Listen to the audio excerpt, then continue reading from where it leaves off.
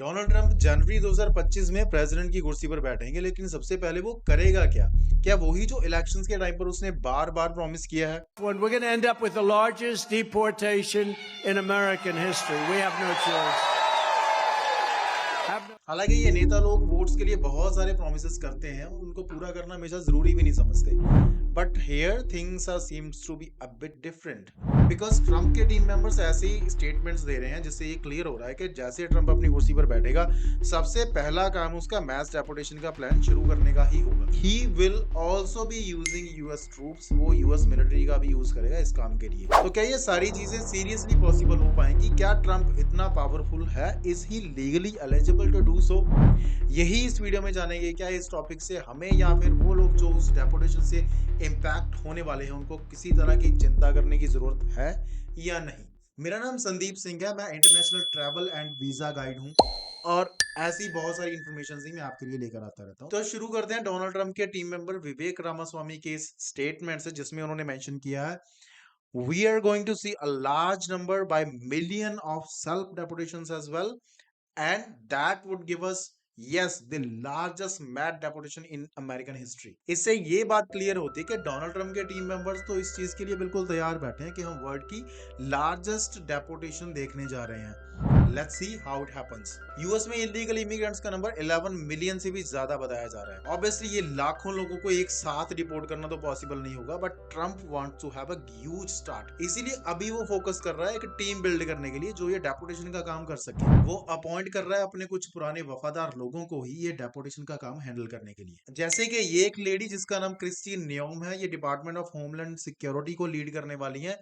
ये department illegals को US से बाहर करने का काम करता है। और इसके बाद में ये former US police officer Tom हॉम्सन, जिसको कि ट्रंप की बॉर्डर का जार भी कहा जाता है। तो टीम तो तैयार है, लेकिन क्या उनके पास कोई प्लान भी है कि कैसे ये काम करेंगे और किसको सबसे पहले टारगेट किया जाएगा? कुछ रिपोर्ट से खबर ये आ रही है कि डोनाल्ड ट्रंप की रडार पर ये 4 कंट्रीज टॉप पर हैं: क्यूबा, हेती, निकारागुआ और वेनेजुएला।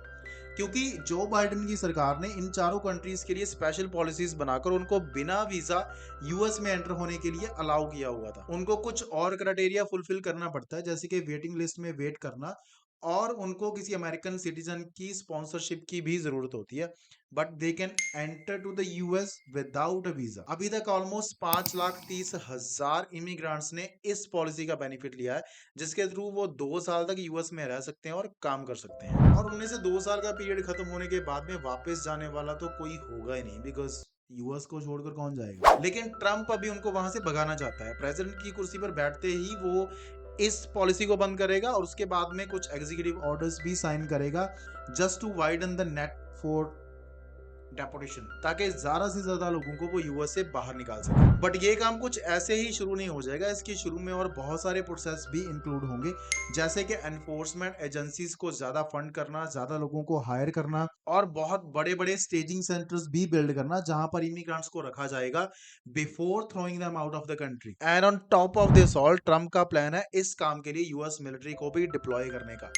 बट यूएस सोल्जर्स को यूएस की धरती पर ही यूज करने के लिए उसको नेशनल इमरजेंसी डिक्लेयर करनी पड़ेगी। और ये हम सभी समझ सकते हैं कि ये एक एक्सट्रीम लेवल का एक्शन होगा जिसको डेफिनेटली कोर्ट में चैलेंज किया जाएगा। Reality will hit the government and the new government on day one of what they can do or what they cannot.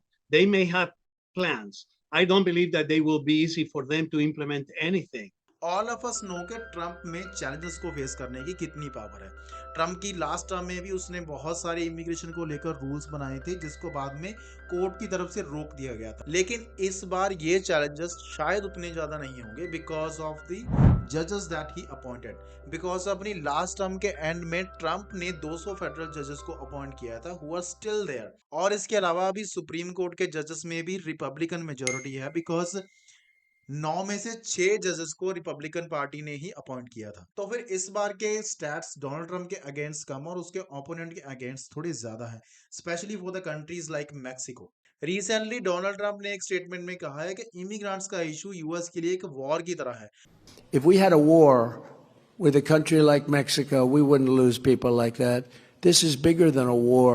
इसीलिए जब से वो यूएस का प्रेसिडेंट का इलेक्शन जीते हैं उसके बाद में यूएस में बाकी सारे के सारे इश्यूज गायब हो गए हैं, जस्ट ये इमिग्रेंट्स के इशू की ही बात हो रही है। ऐसे लग रहा है जैसे बाकी की तो कोई प्रॉब्लम यूएस में बची नहीं है, बस इमिग्रेंट्स ही है कि जैसे ही वहां से इमिग्रेंट्स को निकाला जाएगा यूएस एक स्वर्ग बन जाएगा। यूएस में इलीगल इमिग्रेंट्स में इंडियंस बहुत सारे हैं, लेकिन हम फिर भी तीसरे नंबर पर आते हैं। सबसे टॉप पर है मैक्सिकन लोग, जिनका नंबर ऑलमोस्ट 60 लाख है।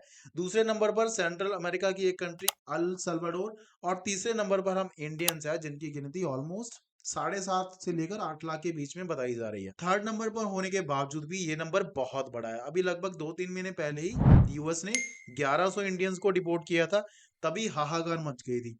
अभी अगर 7 लाख लोगों पर ऐसा कोई एक्शन होता है तो फिर क्या ही होगा। जो भी होगा बस कुछ ही महीनों में पता चल जाएगा। But one thing to consider here कि डोनाल्ड ट्रम्प की ये बात इस बार जुमला नहीं है, because this time he has power to do so. वैसे भी जो भी एज हो चली है डोनाल्ड ट्रम्प की as a president, most probably ये आखिरी टर्म ही होगी, so he will try to do whatever he can to walk his talk. ये वीडियो बनाने का मेरा मेन मकसद यही है कि हमारे इंडियन लोगों को ये बताया जाए कि ट्रम्प के ये सारे एक्शंस इस बार पॉसिबल होने के बहुत हाई चांसेस हैं। तो जो भी हमारे लोग इससे डायरेक्टली या इनडायरेक्टली इंपैक्ट होने वाले हैं, उनको अवेयर हो जाना चाहिए। मैं वैसे भी हमेशा यही सलाह देता हूँ कि किसी भी कंट्री इलीगल ना जाया जाए, और यूएस वैसे भी हमारे लोग 40-50 लाख रुपए लगाकर डंकी लगाकर जाते हैं। So it's a time to be aware now. किसी भी कंट्री में लीगली कैसे जाना और वहां पर सेटलमेंट कैसे करनी है, ऐसी इंफॉर्मेशन इस चैनल पर हमेशा ही आती रहती है। All about international study, work and life. Subscribe करने से आपको ऐसी ऑथेंटिक इन्फॉर्मेशन हमेशा ही मिलती रहेगी। वैसे भी सब्सक्राइब करने से आपका कोई नुकसान तो होगा नहीं, कुछ ना कुछ बेनिफिट ही होगा, और मेरा बहुत बड़ा बेनिफिट हो जाएगा अगर आप सब्सक्राइब बटन हिट कर दोगे तो। कनाडा के रूल्स चेंज होने के बाद में कौन सी बेटर कंट्रीज बची हैं जहां पर हमारे इंडियन स्टूडेंट जाके पढ़ सकते हैं, ये जानने के लिए आप ये वाली वीडियो जरूर देख लो। इस चैनल का सब्सक्राइब बटन हिट कर दो ताकि आपको आने वाली ऑथेंटिक और सही इंफॉर्मेशन मिलती रहे। मिलते हैं फिर अगली वीडियो में।